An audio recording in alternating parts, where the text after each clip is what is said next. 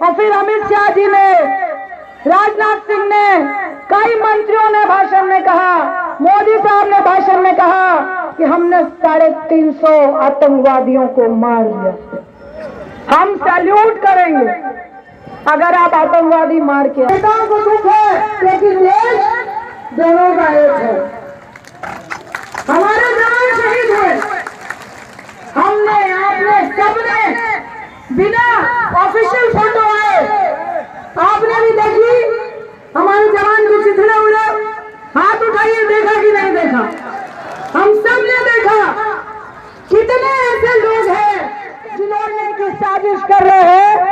हम ये क्यों ना कहे कि मोदी शाह जी आप अंतर्राष्ट्रीय षड्यंत्र में शामिल है और इस देश को छोड़कर और इस देश को तोड़कर झोला लेके जाने की साजिश बना रहे हैं। बुआ से नहीं आ रही है। जम्मू कश्मीर, देवेंद्र सिंह डीएसपी कौन है? इतना बड़ा कांड, पुलवामा कांड, मुंबई बम कांड, उसने धमकी दी है कि मेरा मुंह मत खुलवाना, अगर मेरा मुंह खुला तो देश के बहुत बड़े बड़े लोग जाएंगे। कौन है वो लोग? चुनाव के चंद 3 महीने पहले, लोकसभा के चुनाव से पहले, जब मुद्दों पर इनकी सरकार लड़खड़ा रही थी, रोजगार, नौकरी, महिला सुरक्षा, आर्थिक नीति, महंगाई, पुलवामा हो गया।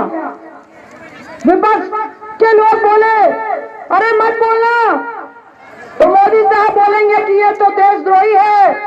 पुलवामा पे 44 जवान शहीद हुए।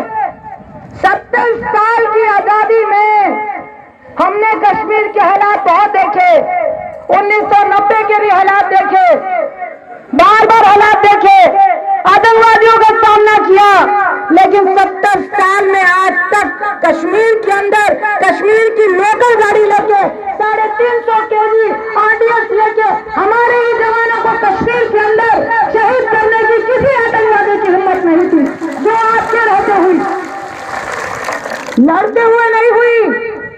आज तक हमारे शहीदों का काफिला, आज तक हमारे फौजियों का काफिला वहां से बारोड नहीं गया।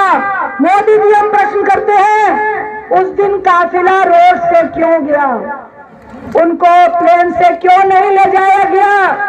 और कैसे आतंकवादियों को मालूम था कि उस काफिले में सिर्फ 3 बसें बुलेट प्रूफ नहीं है?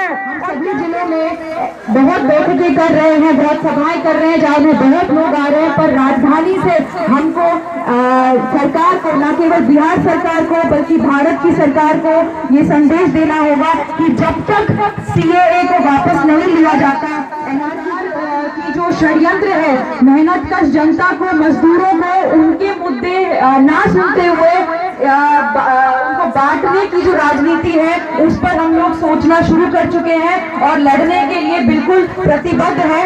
तो बहुत वक्ता है, हम में से पहले एक वक्ता ने ये भी कहा कि ये जो सरकार, जिसको हम कह रहे हैं कि संविधान पर चोट पहुंचा रही है, संविधान की रूह के साथ छेड़छाड़ कर रही है, जिसमें न केवल धर्मनिरपेक्षता है बल्कि समाजवाद भी है, और उस पर ये प्रहार कर रही है और उसको चुनौती देने के लिए हम लोग बिल्कुल तैयार हैं।